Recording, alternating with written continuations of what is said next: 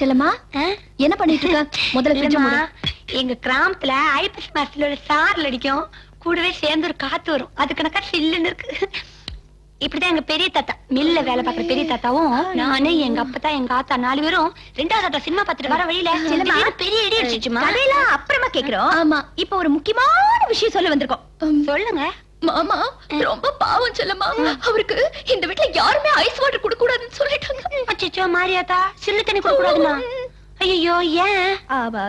அது மாமாவுக்கு உள்ளாக்கு வளருது. ஐயோ மாமாக்குள்ள வளருதா?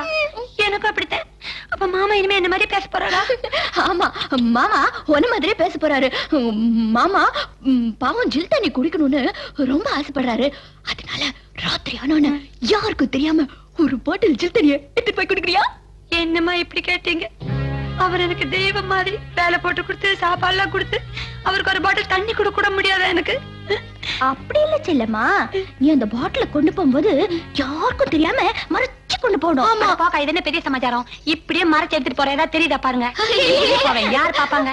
இப்படிதான் நானும் எங்க சித்தி பொண்ணு ஒரு நாளைக்கு கிராமத்துல கிணத்துல உட்காந்து இருக்கும் போது அவ மாமங்கார எதையோ மறைச்சு எடுத்துட்டு போற அம்பையக்கா வீட்டுக்கு. நாங்க 2 பேரும் பாத்துட்டோம், பின்னாடியே போன. போயிட்டாளா? என்னங்க என்னங்க வீடு அதறப்பே நினைச்சேன் நீதான் ஒடியாரன்னு. உங்க அப்பாவுக்கு குடிக்கிற பழக்கம் இருக்குன்னு என்கிட்ட சொல்லவே இல்லையே. என்ன சொல்ற? உங்க அப்பா வேலைக்காரி கிட்ட பணம் கொடுத்து பிராண்டி பாட்டில் வாங்கிட்டு வர சொல்லிருக்காரு. எங்க அப்பாவை அடி குடிக்காரன்னு சொல்ற? அப்புறம் எவ்வளவு நல்லவர்னு எனக்கு தான் தெரியும். சாதாரண ஐஸ் வாட்டர் குடிக்கிறதுக்கு என்கிட்ட பெர்மிஷன் கேட்பாரு. அப்பேற்பட்டவர் பிராண்டி குடிக்கிறாருன்னு சொல்ற? நான் சொல்றதை நீங்க நம்ப மாட்டீங்க. உங்க கண்ணால பார்த்தா அப்ப நம்புவீங்கல்ல? வாங்க.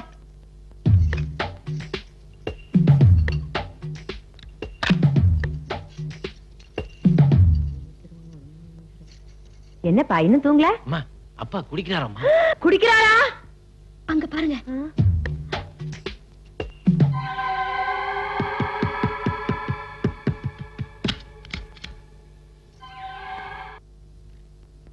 மாமா, இந்த வீட்ல இருக்கிறவங்க ஏன் தான் உங்களை இவ்வளவு பாடுபடுத்துறாங்களோ என் மனசு கேட்கல.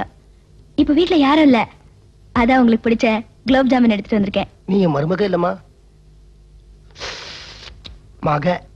என்னங்க மாமா? ஏண்டி, என் புருஷன் மாமாவுக்கு ஸ்வீட் தரக்கூடாதுன்னு சொல்லிருக்காருல்ல? என் புருஷன் சொல்லலையே. உன் புருஷன் மாட்டு டாக்டர், அவருக்கு சக்கரை வியாதி பத்தி என்ன தெரியும்? மாமா என்ன மாடா? ஐயோ மாமா, உங்களை மாடன்னு சொல்றா? அடி பாவி, ஒரு குலோப் ஜாம் சாப்பிடறதால ஒண்ணும் ஆகாது, அதெல்லாம் தரக்கூடாது. ஏற்கனவே ஐஸ் வாட்டர் பிரச்சனையில என் புருஷன் எப்படி கத்துனாரு எனக்கு தானே தெரியும். அடிச்சு போடி. உன் புருஷன் எதுக்கு எடுத்தாலும் காரணம் இல்லாம கத்துவாரு. எல்லாம் காரணத்தோட தான் கத்துறாரு. மாமாவுக்கு சுகர் ஒத்துக்காதுன்னா ஒத்துக்காதுதான். மாத்திரை சாப்பிட்டா சரியா போயிடும். அடிக்கடி மாத்திரை சாப்பிட்டா உடம்பு தான் கெட்டு போகும். மாத்திரையும் சாப்பிடக்கூடாதா? என்னமா அது, கை கட்டினது வாய் கட்டாம போயிடுச்சு. மாமா, நீங்க வருத்தப்படுறத என்னால தாங்கிக்க முடியாது. நான் மறுபடியும் குலோப் ஜாமுன் செஞ்சு ஃப்ரிட்ஜ்ல வச்சிடுறேன். ராத்திரி 11 மணிக்கு ஒரு விசில் அடிங்க. எல்லாரும் தூங்கிட்டாங்கன்னா நான் பதில் விசில் அடிக்கிறேன். அப்புறமா ஃப்ரிட்ஜ் திறந்து சபாய்ங்க.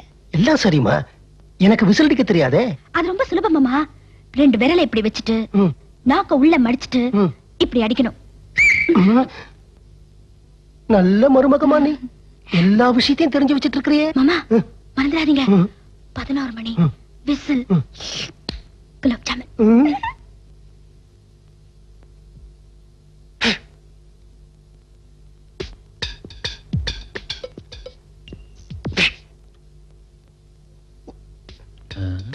ஹலோ,